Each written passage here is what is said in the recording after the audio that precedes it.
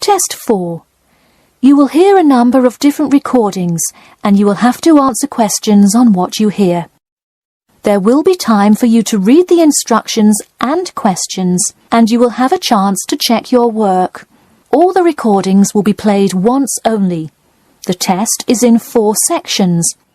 At the end of the test, you will be given 10 minutes to transfer your answers to an answer sheet. Now turn to Section 1. Section 1. You will hear a conversation between Peter and Jim talking about some details for their shared accommodation. First, you have some time to look at questions 1 to 4.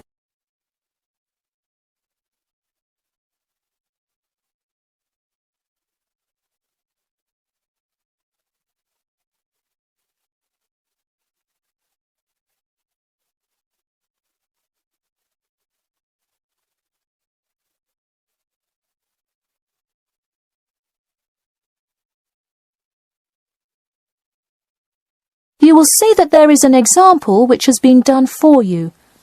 On this occasion only, the conversation relating to this will be played first. Hey Jim, it's Peter. Oh hey Peter, what's up?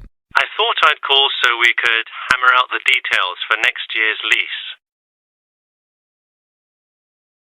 Peter says that he wants to hammer out the details for next year's lease with Jim. So, lease has been written in the space. Now we shall begin.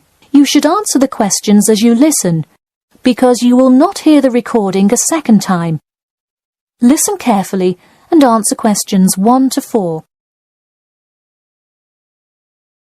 Hey Jim, it's Peter. Oh hey Peter, what's up? I thought I'd call so we could hammer out the details for next year's lease. That's a good idea. Did we ever decide on how to split the total rent? Well, I was thinking, since my room is bigger, I probably should pay a little more. So I could pay £110 and you could pay £80. Does that sound okay? Considering that my old apartment cost me £100 for a smaller room, I'm definitely alright with that. Hey, I was looking at a map of the area and can't seem to find a bus stop near it. Do you know where we would catch the bus? Well, the bus is actually pretty far from us, but we have that garage that we can park our cars in. Wow, that's great. Convenient parking is hard to find, so we're lucky we have that. Okay, so we have a whole lot of things we'll need to buy when we move in. How do you want to split that up? I was wondering, do you still work at the supermarket? Yep, every Tuesday and Saturday.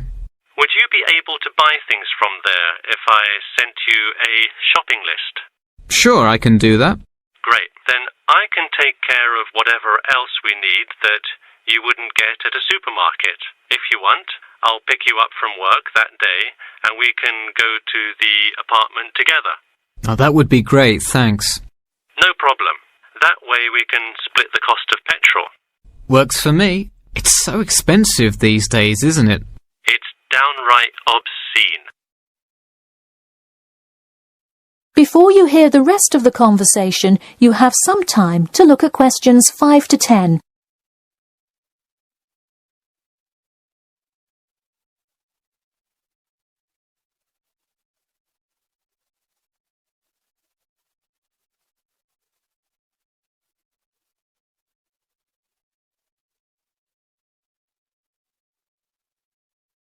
Now listen and answer questions 5 to 10.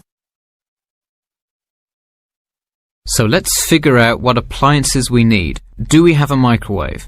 Yes, the landlord's providing that for us. Hey, do you still have that space heater, though? We need one for the kitchen since it's not connected to the central heating. All right, I'll bring that. Anything else? Well, I have some dining room and living room furniture I can bring, so that should take care of most of the big stuff. You know what we do need, though? Could you bring a toaster? I actually don't have one. It doesn't come with the microwave. No, the landlord is only supplying the microwave. It would really help if you could bring one. Okay, I'll pick one up at the store. You know, I also have this cool antique rotary phone that would be a cool addition to the apartment. sort of as decoration and utility. Oh, cool. The only thing is, we'd have to put it in the kitchen unless you want it in your room. Why not put it in the living room?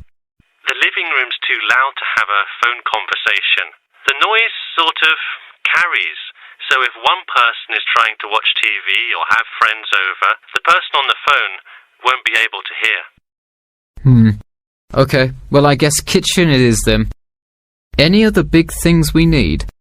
That seems like everything. That's all I can think of. And of course, move-in is... June the 1st. I can't wait. We'll be able to watch the big game in our new apartment. It's going to be awesome. Yeah, we can move in the morning, and then Friday night we can sit back and cheer on Liverpool. I have an exam in the morning, but we'll be done around 11 a.m. and can move in after. Wait, Liverpool? You're joking, right? I thought you were a Manchester United fan. Man U? No way. Liverpool all the way. Oh no, I don't know if I can live with a Liverpool fan. That is the end of section 1. You now have half a minute to check your answers.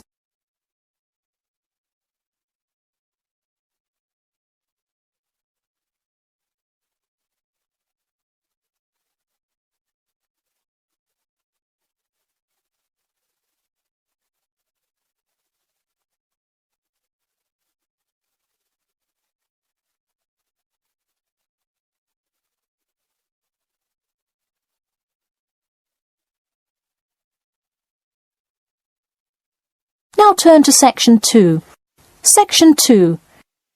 You'll hear an HR representative of Earn and Learn giving some information about her company. First, you have some time to look at questions 11 to 16.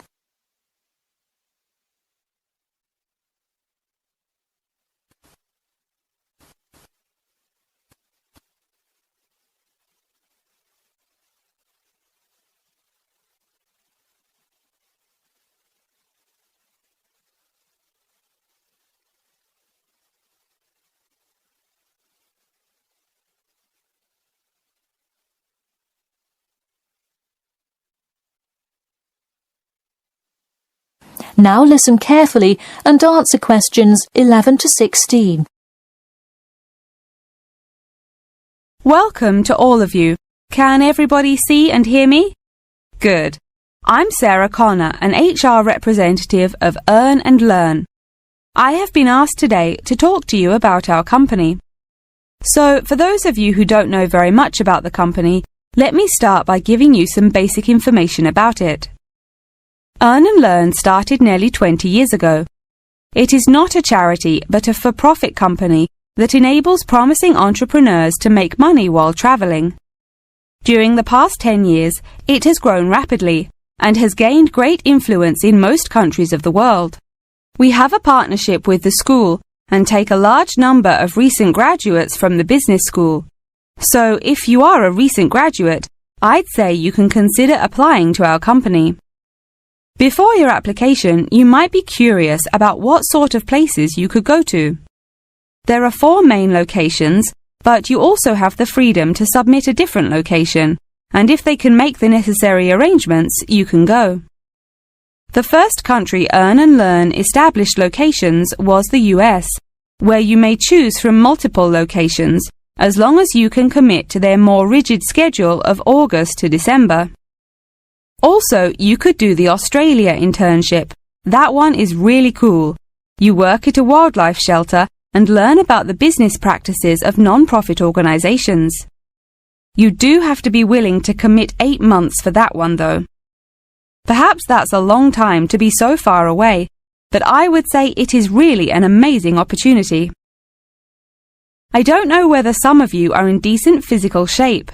If so, the South Africa internship is another exciting one.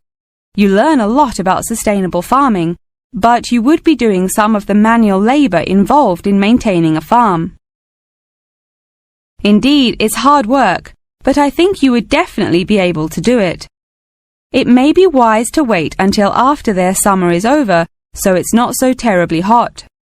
In addition, there is a most recently established location in India. This one gives you more of a study abroad feel, given that they arrange a host family for you to stay with. In the other locations, you live in an apartment with other interns, so this is definitely a unique experience.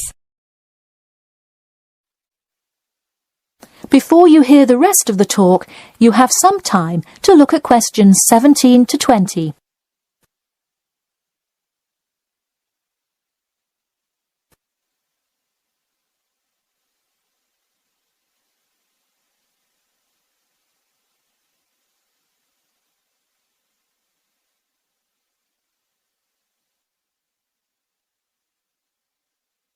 Now listen and answer questions 17 to 20.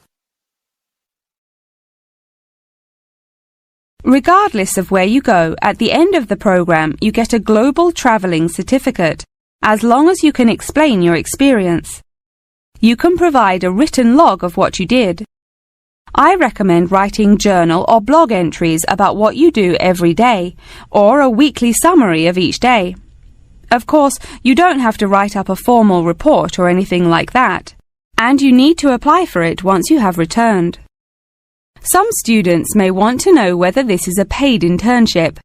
Actually, you have to pay for the flight there yourself. But you have the opportunity to create your own small business, which could earn you money if it's successful. So basically, you pay for it all up front, but when you're there, you can find ways to make money. That is to say, you pay for 2/3 of the cost up front as a deposit, and then give the final installment 1 month prior to your return. Finally, I have to remind you that you need a health check before you go, to make sure you're not going to spread any communicable diseases. In addition, before you go, you don't have to attend any meetings or workshops. You'll meet everyone you'll be working with once you get there. Okay, well, that's all I've time for today. Thanks for listening, and I'm happy to take any questions if you have them. That is the end of section 2. You now have half a minute to check your answers.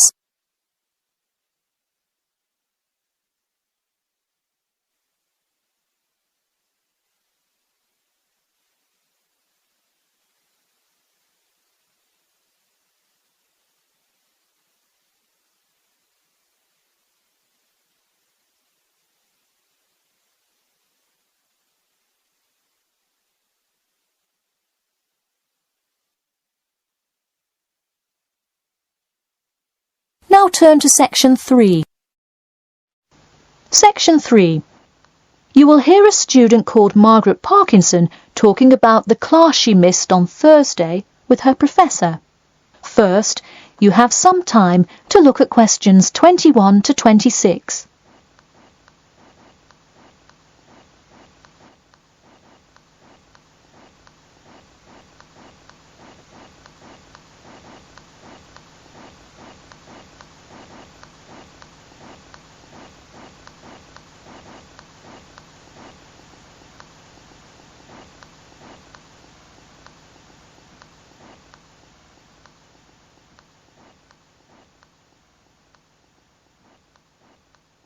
Now, listen carefully and answer questions 21 to 26.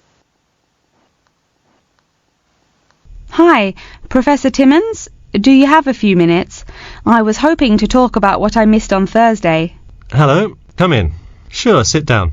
Could you tell me your name, please? Margaret, sir. Margaret Parkinson. I apologise for missing your class, but I had to go to the hospital.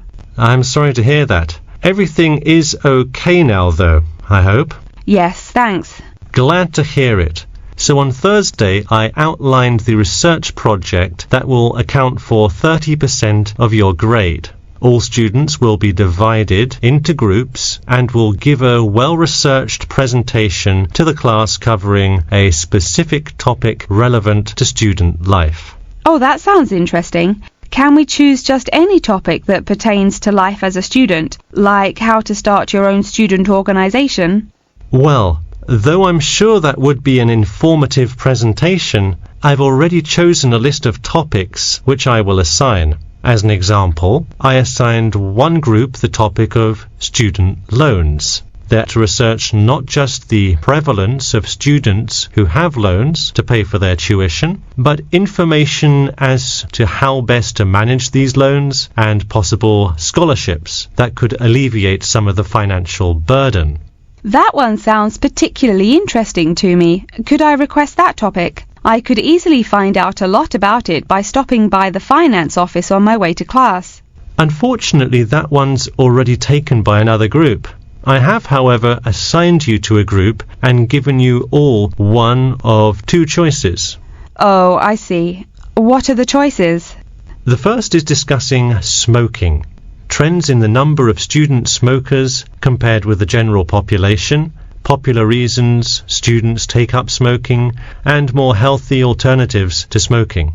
That one could be interesting. I'm not a smoker myself, but we'll see what my group thinks. If we did choose this topic, we would rather not put our fellow students on the spot to interview them. Where else could we gather information? How about where the cigarettes are sold?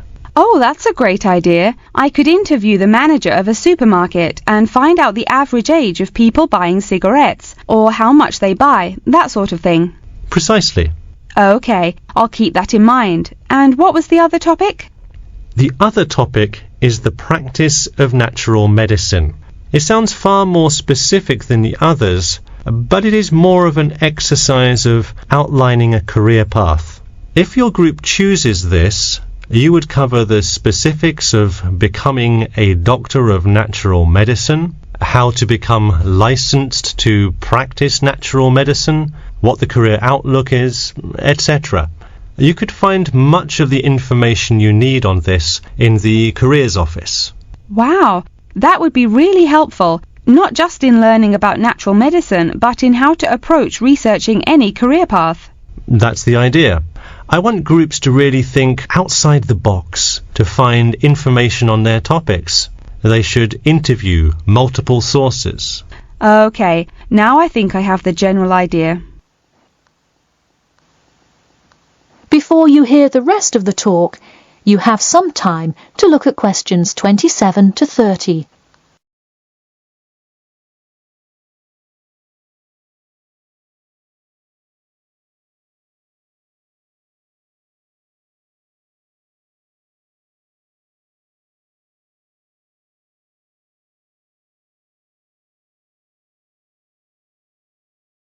Now, listen carefully and answer questions 27 to 30.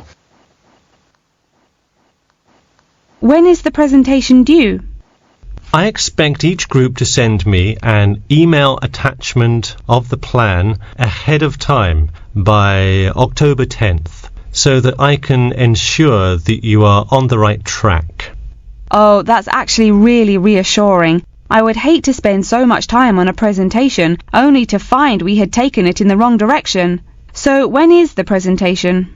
I let groups choose from the list of time slots I have between November 1st and November 5th. Okay, how about the 3rd? I'll have to check with my group, of course, but maybe we could write a tentative time? Sure, let me take a look. I'm actually booked completely through the 3rd and 4th now. How about sometime in the afternoon of the 5th? Great. How about 2 o'clock? No problem. I'll pencil your group in. Okay, thanks. And to clarify, what exactly is due in the first phase? Before the October deadline, I want your group to have compiled resources and then to provide some initial data analysis to support your claims. Okay, so data analysis is due the 10th of October, and then the Presentation? Yes. The final phase is simply giving the presentation on the 5th of November. All right, I think I have all the information I need. Thanks. You're welcome. See you in class tomorrow. That is the end of section 3. You now have half a minute to check your answers.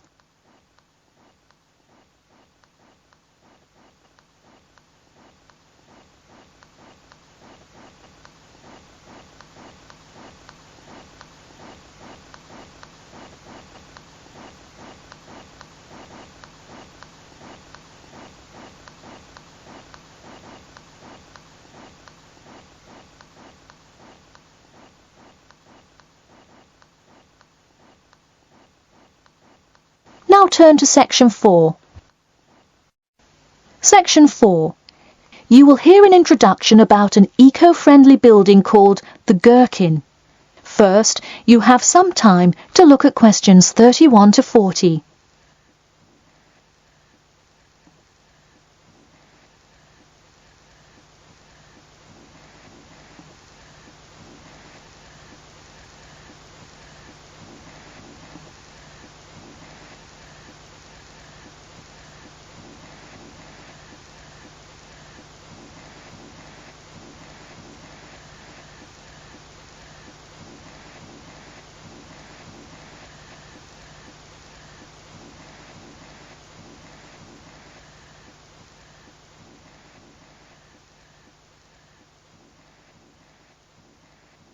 Now, listen carefully and answer questions 31 to 40.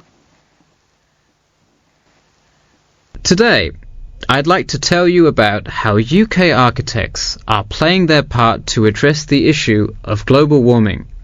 You have seen many of these iconic buildings while going about your everyday life, but you may not know how they are affecting your tomorrow. In 2003, construction was completed on the famous Swiss rebuilding, or more informally called the Gherkin, a true masterpiece commissioned by the law offices of Foster and Partners. This is not the first ambitious endeavour of the firm. They are renowned for their various philanthropic environmental efforts. The Gherkin, with its cut-and-edge green initiative and sharp design, is gaining recognition as an icon in modern architecture. You can pick it out of the London skyline by its unorthodox cigar shape. While its appearance is the obvious attribute at which to marvel, there is far more to this building than meets the eye. And let's face it, there's a lot about this building that meets the eye. The building helps reduce the city's carbon footprint in a number of ways.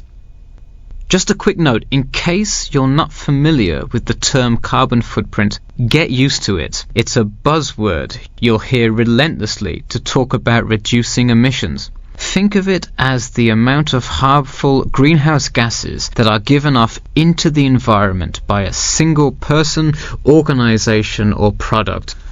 So going back to the Gherkin building, perhaps the most obvious as well as the most significant eco-friendly feature is the glass windows, which allow light to pass through the building, both reducing heating costs and brightening up the workspace. The ingenuity behind the various eco-friendly aspects of the Gherkin has seen its fair share of publicity both from serious and silly sources. In a recent April Fool's Day edition, One e-publication printed a story detailing plans to replace 50% of the current exterior with grass, which would not only make large steps in the name of sustainability, but also give the building the green hue that would truly earn it the nickname of the Gherkin. The only drawback is, as you may have guessed, that this story was an April Fool's Day joke and completely made up.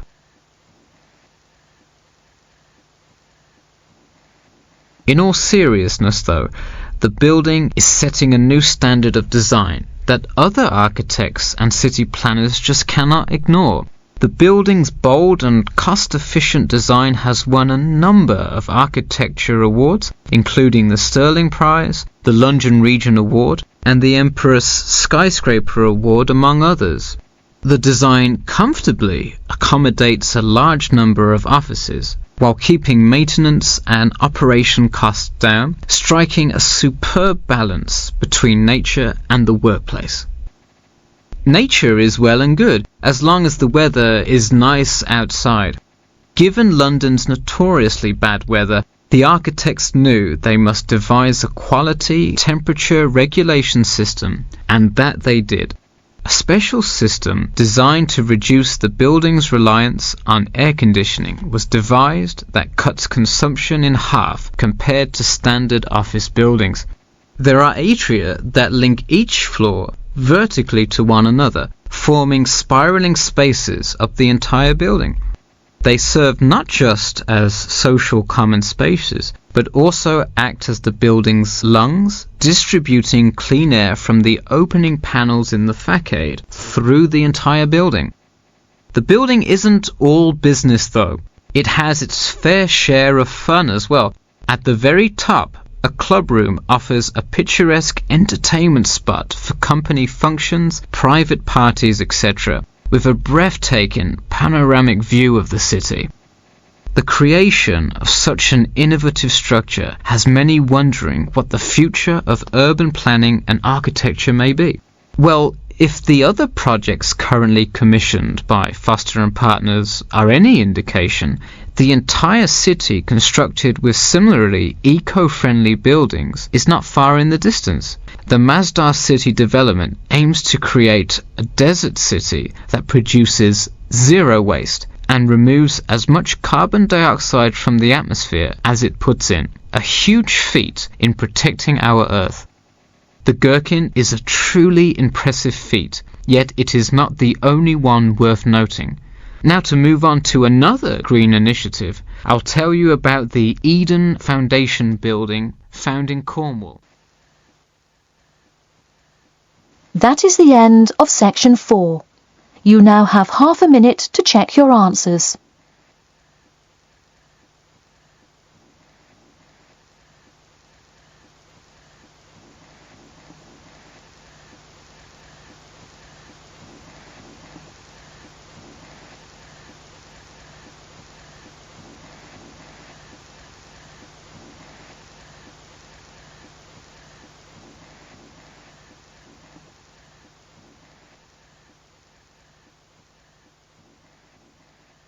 That is the end of the listening test. In the IELTS test, you will now have 10 minutes to transfer your answers to an answer sheet.